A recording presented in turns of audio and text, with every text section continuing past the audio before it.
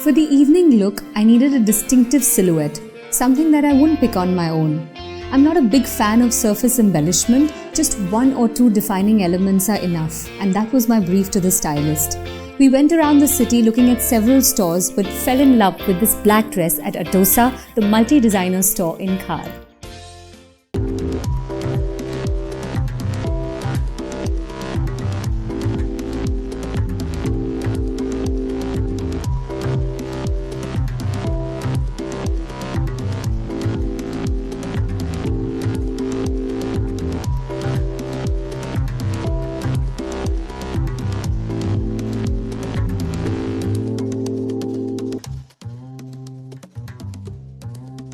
Anamika Khanna for sure, hands down, for all her gorgeous Indian wear. I've already thought of it that whenever I do get married, since 10 years I've been saying this, I want to wear an Anamika.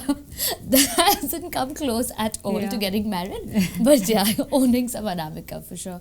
Who else? I think from the newer lot, Ragini Ahuja is doing some excellent stuff. Again, it's very my style. I love Perot for their detailing. Savio John and Sanchita for just like easy to wear pieces, kind of off the rack.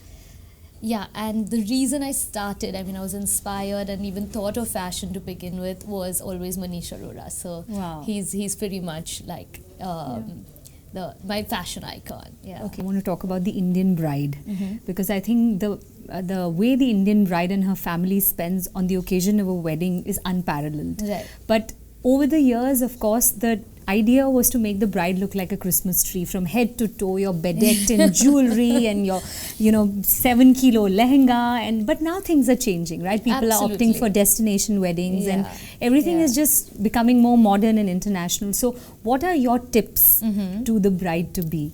Okay. Things that you would do for yourself, excluding Anamika Khanna, Correct, of course. correct. But, one thing, of course, now comfort tops everyone's list. No longer do brides want to wear kilos of embroidery that's weighing them down. Everyone wants something lighter. So I see that already translating into brides in terms of Dabiri and Abu Sandeep. They all are doing gota work as opposed to stones and crystals, which kind of weigh things down. So that's one great idea, to just keep it lighter in terms of weight. Not necessarily the look of it, if that's your style, if you are one of those OTT people, but just think about it, because it's weighing you down, it's going to make you irritable all day, you still have to smile through all those photographs.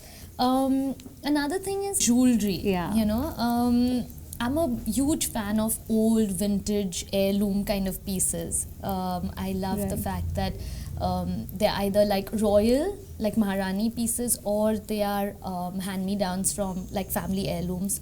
So I think it's nice to kind of mix that in. I've been recently, a lot of my friends have been getting married over the past few years, and I've been noticing everyone doing that. It's a mix. No one's wearing just brilliant cut diamonds and modern jewelry anymore, layering the necklaces. But even if they are layering it, then it's like maybe a string of pearls thrown in with some temple jewelry and then mixed in with uncut diamonds, or so that's kind of interesting. And it also has a sentimental value, Absolutely. right? It just makes you feel special on your wedding day. Okay, and now, completely dramatic shift back to this black dress. We have selected this dress and I love it, and I love the fact that it's got this uneven silhouette. But I wanted to ask you, all this while, the way I thought I would accessorize an LBD in terms of shoes is to wear just a pair of gold heels or black heels or maybe silver heels.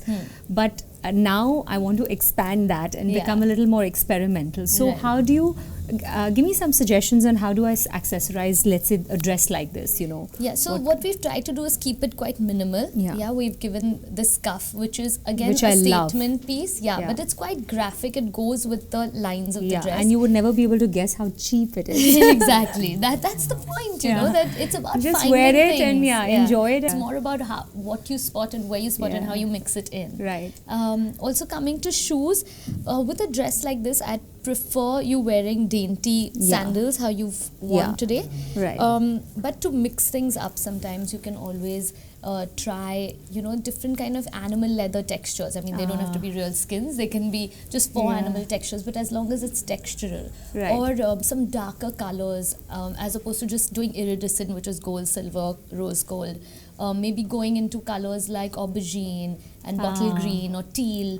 Mixing these different combinations with black. Okay. But again, with a cut like this, it's so much more about the silhouette that you'd rather keep it simple and make a stronger statement. Right. Yeah. Okay, I really owe you a big, big thank you for Of these course. 2 looks that you styled me, and I'm It's my just pleasure. thrilled. And I think that it has been a super worthwhile exercise. Great, I'm so glad.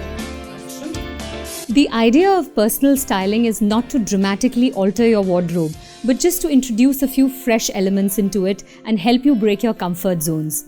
Sometimes it also helps you discover aspects of your personality that you did not know existed. But no matter what happens, stay confident and keep glowing. Until next time, goodbye.